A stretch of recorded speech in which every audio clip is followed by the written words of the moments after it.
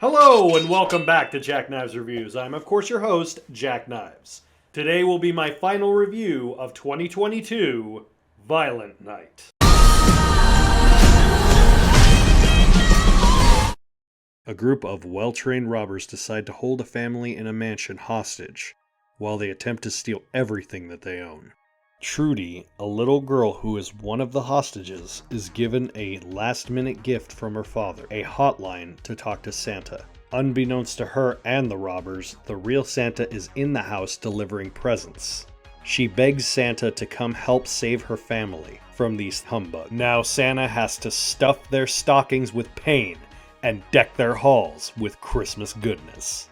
Ho ho, holy crap was this good. Sorry for the pun, but I mean, that's the kind of movie this is. I went into this thinking, oh, it's going to be a fun, goofy, cheesy popcorn flick, which it is, but it's got actually a lot of heart to it, an unreasonable amount of heart to it. So there's a laundry list of movies that people would consider unconventional Christmas movies. Die Hard, Gremlins, Krampus. They're technically very much Christmas movies, but they have this edge to them, this darkness, this kind of twisted version of hokey Christmas vibe. The thing with all Christmas movies is, think of it like a Christmas cookie. You can just have it plain as a sugar cookie, which is, you know, just kind of the generic blah blah blah, Rankin Bass stuff. Or the majority of Christmas movies are, imagine a Christmas cookie that is caked, and I mean caked, with frosting.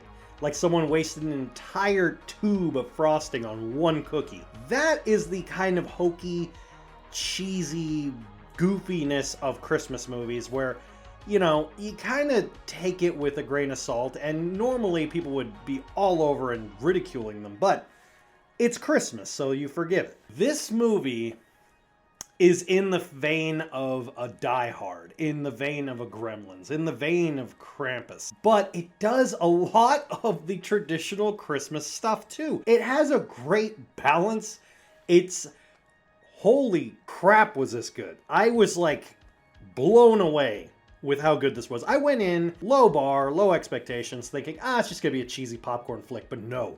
It had great fighting, great gore, great choreography. David Harbour had a lot, and I mean a lot, of heart to his performance. You'd believe that this is a Santa who's been doing this for a long time, and he just, it's not that he hates Christmas, and it's not that he hates kids or anything, or he's cynical. It's just like he feels like a person who's done a job for so long where you're just like, you know, I've given all I can I keep giving, really? Not in a cynical way, but in a realistic way. And, you know, it comes off as genuine, the way he does it.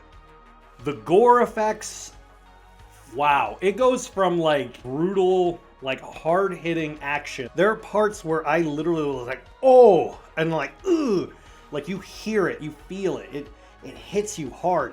Like, it really does feel like a straight-up action movie at times. And it does feel like a really great comedy with some hilarious satire. Parts where they're trying to impress the rich grandmother and they are just trying to one-up each other. One of the families just like, okay, well, we're not really trying to impress her. And the other one's like, what's your game? What's your angle? What are you trying to do? And anyone who grew up in a large family, especially ones that, like, they have the suck-up ones, knows exactly what that's like, especially around the holidays, that this really captures very well. You simultaneously have some attachment to the characters, but you also kind of hate them at the same time. There are people that you really, really like, and, you know, they don't come off as, like, overly hokey. The breakout star of this movie, besides David Harbour, is young Leah Bradley. She plays Trudy, and wow.